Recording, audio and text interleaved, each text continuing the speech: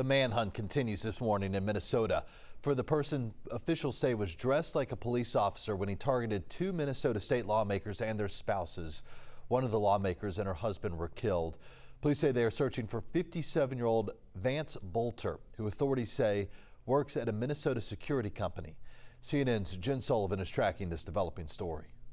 This is a dark day today for Minnesota and for democracy. Minnesota leaders and law enforcement announcing the shocking news Saturday morning that two state lawmakers, Democratic Representative Melissa Hortman and Democratic State Senator John Hoffman and their spouses were shot in their homes. Hortman and her husband Mark were killed in what Minnesota Governor Tim Walz said appeared to be a politically motivated assassination. Speaker Hortman was someone who served the people of Minnesota with grace, compassion, humor, and a sense of service. She was a formidable public servant, a fixture and a giant in Minnesota. Police say around 2 a.m. Saturday, they received a call that someone had shot Hoffman and his wife in their home in Champlin, Minnesota, a suburb of Minneapolis. Both were rushed to an area hospital to undergo surgery. My prayers also go out to State Senator John Hoffman and his wife Yvette, who were each shot multiple times.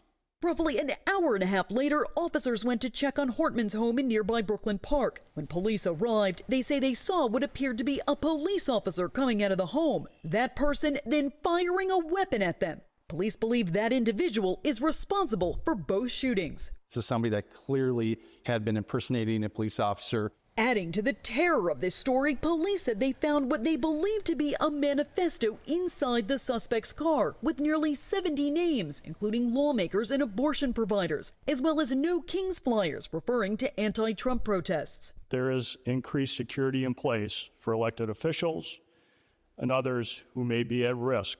President Donald Trump says he's been briefed on the situation and said, quote, such horrific violence will not be tolerated. I'm Jen Sullivan reporting.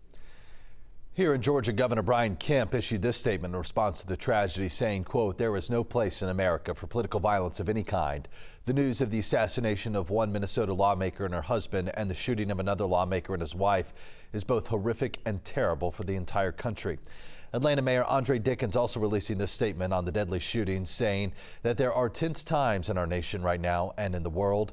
We all see the chaos on display, even at the highest levels of government, mostly caused by disturbed extremists. Mayor Dickens goes on to say some of whom are living in our nation's capital and as shown today in our towns and cities across this nation. He says these criminals do not represent the vast majority of Americans or our values, saying Atlanta will continue to keep our communities safe, support peaceful protests, and uphold our city's legacy of meaningful change.